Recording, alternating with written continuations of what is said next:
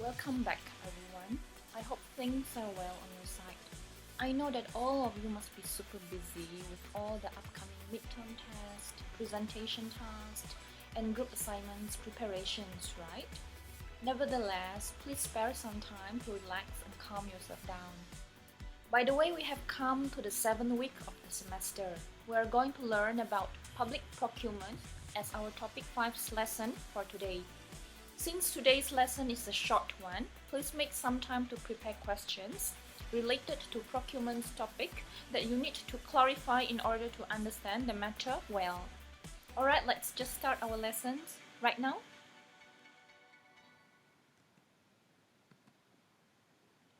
Okay class, before we proceed to our lesson, as usual, we will look at the syllabus content first, yeah? So, what are the content inside topic 5? First one, objectives of public procurement, policies and procedures in public procurement, government procurement principles and categories of procurement, methods of public procurement, role of Federal Procurement Board, and also government assets management and asset disposal related to policies and procedures. So for this week, we are going to look at point number 1, 2, and 3. Yeah? So we keep methods, role, and government assets for next week. After next week, because you are going to have your midterm break for next week. Okay, let's start with the introduction and objectives first. Okay, definition of public procurement. What is public procurement? Yeah, public procurement can be defined as the purchasing of goods and services for public purposes. It is a support function meant to make available supplies, equipment, and other materials when required. The purpose of procurement in the public sector is to enable government agencies providing various services and necessary goods to the people. The central objective of procurement is to obtain material and supplies of the right quality, in the right quantity, at the right time, from the right supplier, and at the right price.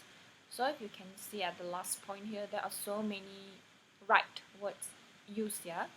So remember, yeah, guys, right word is the keyword here. So, alright class, based on the slide, you can see that the definition is straightforward. Always remember the keyword for procurement's definition, besides the word right just now, is purchase or purchasing. I have already highlighted it or bold the keyword for you. So it is obvious that the procurement is an activity of purchasing goods and services by the government. And why does the government need to implement this purchase? What is the reason? So the reason is to enable various services and necessary goods to be provided efficiently for the people or citizens of the respective country. Clear, yeah?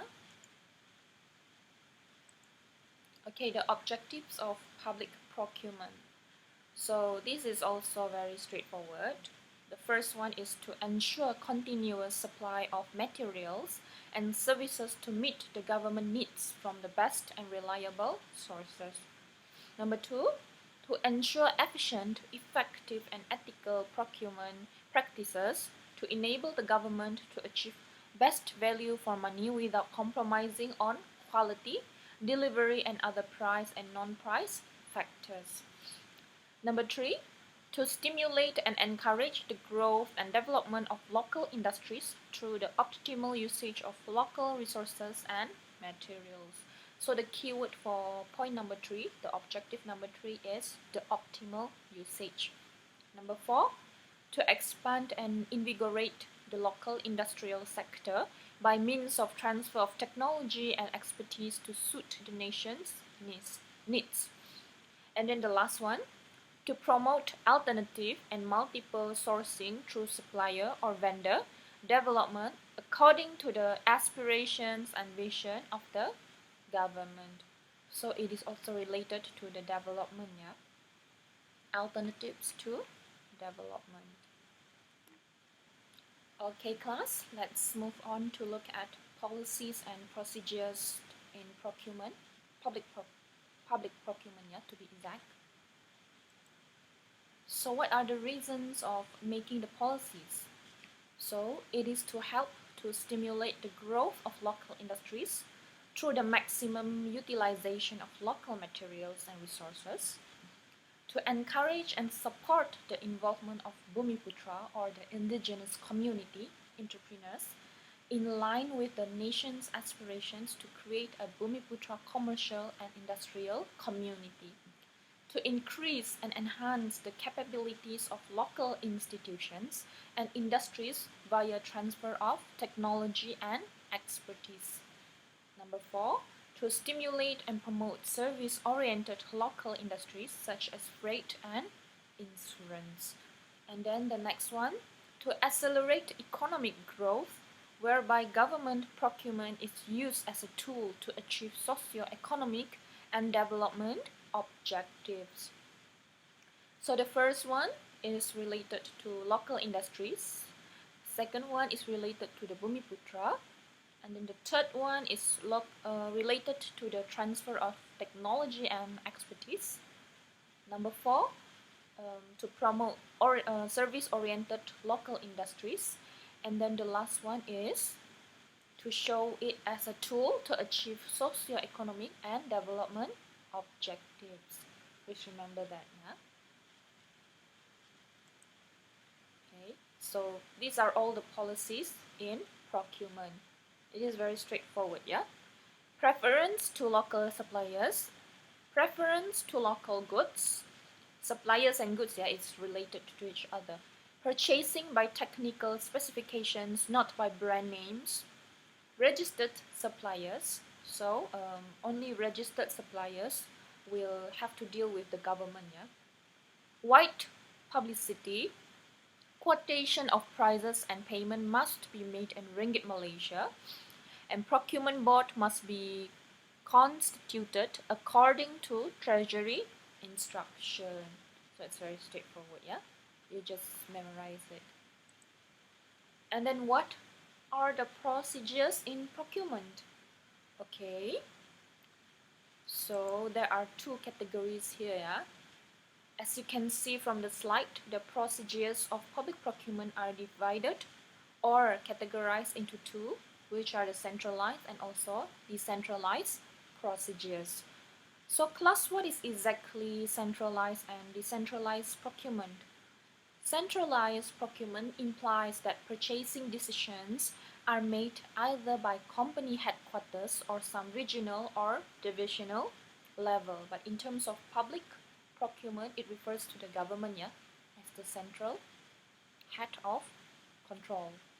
Meanwhile, a decentralized procurement function means that an organization's or government's activities are spread over a number of plants or locations.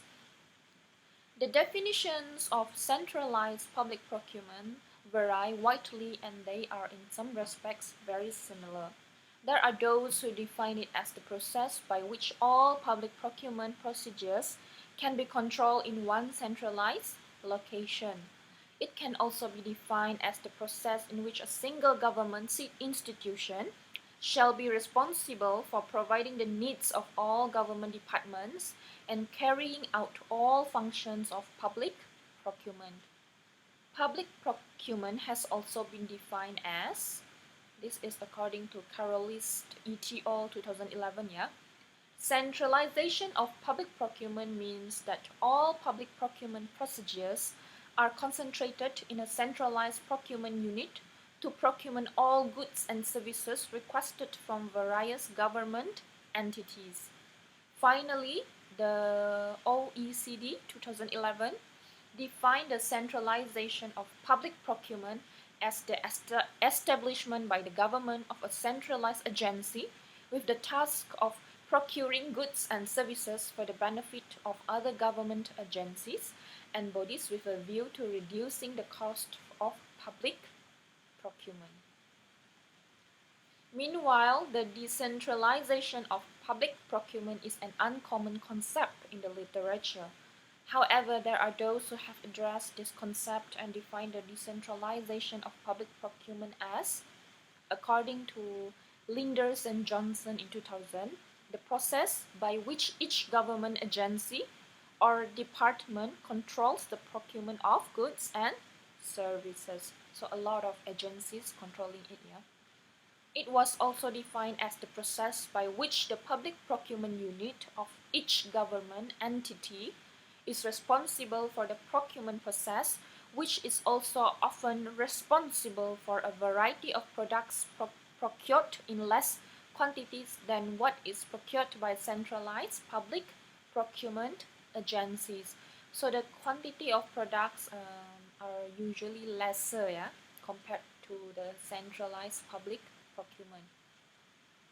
It has also been defined as delegating local departments and authorities to regulate the decree-making process in terms of what is to be procured, how to make the procurement, and when to procure. Okay?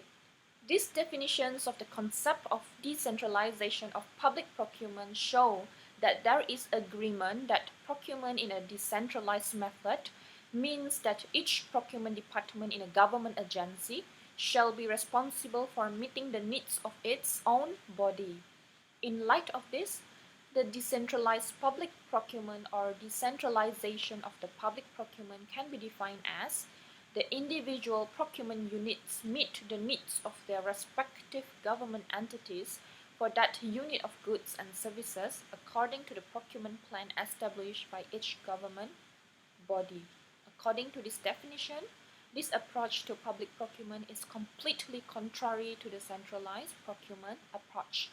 The centralized public procurement agency represents the collective needs of various government ministries, agencies, and bodies to be provided to them through a single procurement process.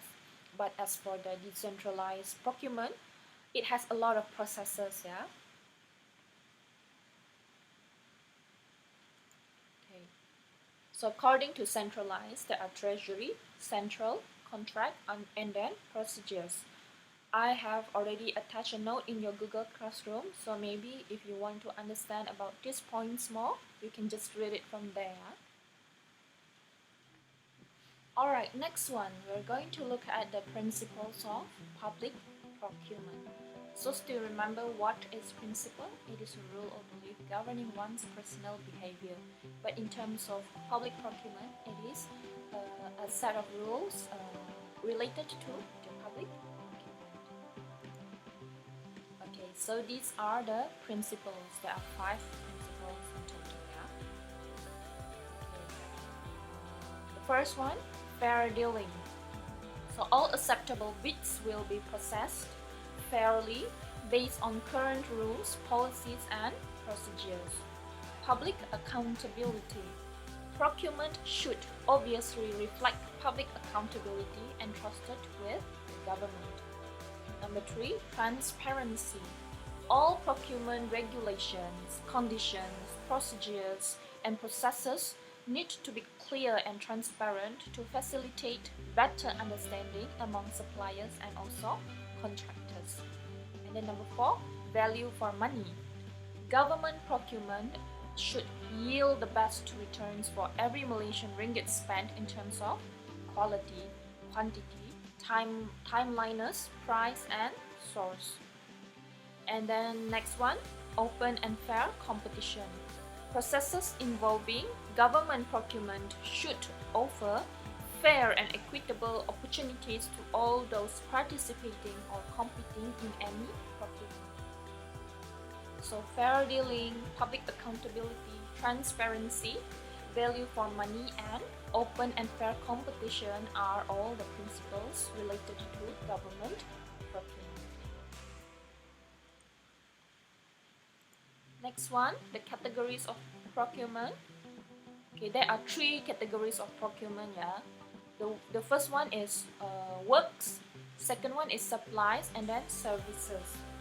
So for works point, works contracts include construction and engineering activities involving infrastructure and structures such as buildings, airports, roads, highways, dams, drainage, and etc. Yeah? Supplies means it is include the supply of raw, intermediate, or finished goods and products for any activity of users. Yeah. And then services. Services include engagement of manpower, expertise, and consultants in the area of feasibility studies, research, designing, surveying, management, and act. Okay? So that's all for today, guys. It's a very short one, right? Thank you for your attention. As usual, please take care and stay safe. See you another 2 weeks more. Okay.